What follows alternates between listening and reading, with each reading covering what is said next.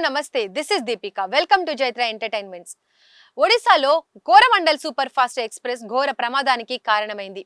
ఆగి ఉన్న గూడ్స్ రైలును ఢీకొట్టి 280 మందికి పైగా ఉసురు పోసుకుంది. ఈ ఘటనపై వివిధ రాష్ట్రాల ముఖ్యమంత్రులతో పాటు ప్రపంచ దేశాల అధినేతలు సైతం స్పందించారు. ప్రధాని నరేంద్ర మోడీ సైతం ఘటనా స్థలాన్ని పరిశీలించారు. ఇదిలా ఉంటే ఈ ఘటన తర్వాత చాలా మంది Coromandel super fast express history తెలుసుకోవడానికి గూగుల్లో సెర్చ్ చేస్తున్నారు. మరి అసలు కోరమండల్ ఎక్స్‌ప్రెస్ ప్రత్యేకత ఏంటో ఇప్పుడు తెలుసుకుందాం. కోరమండల్ ఎక్స్‌ప్రెస్ ప్రత్యేకతలు ఏంటంటే ఇది దేశంలోనే మొట్టమొదటి సూపర్ ఫాస్ట్ ఎక్స్‌ప్రెస్. దీనిని 46 ఏళ్ల క్రిందటే ప్రవేశపెట్టారు.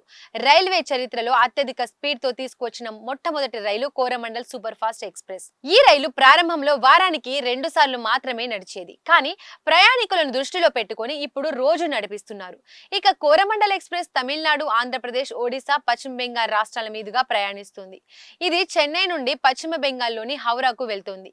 ఈ సూపర్ ఫాస్ట్ రైలు గంటకు 130 కిలోమీటర్లు ప్రయాణిస్తుంది. అంటే చెన్నై నుండి హౌరా వరకు 25 గంటల్లో 1661 కిలోమీటర్లు ప్రయాణిస్తోంది. ఇది చెన్నైలో స్టార్ట్ అయితే నాన్ స్టాప్ గా 6 గంటల్లో విజయవాడ చేరుకుంటుంది. అందుకే సౌత్ ఈస్టర్న్ రైల్వేలో కోరమండల్ ఎక్స్‌ప్రెస్ ను రారాజుగా పిలుస్తారు. కోరమండల్ ఎక్స్‌ప్రెస్ కు గతంలో చాలా ప్రమాదాలు జరిగాయి. కానీ శుక్రవారం జరిగింది మాత్రం రైల్వే చరిత్రలో అతి పెద్దది. ఇలాంటి కోరమండల్ ఎక్స్‌ప్రెస్ ఇప్పటి వరకు కొన్ని కోట్ల మందిని వారి గమ్యస్థానాలకు చేర్చడం విశేషం.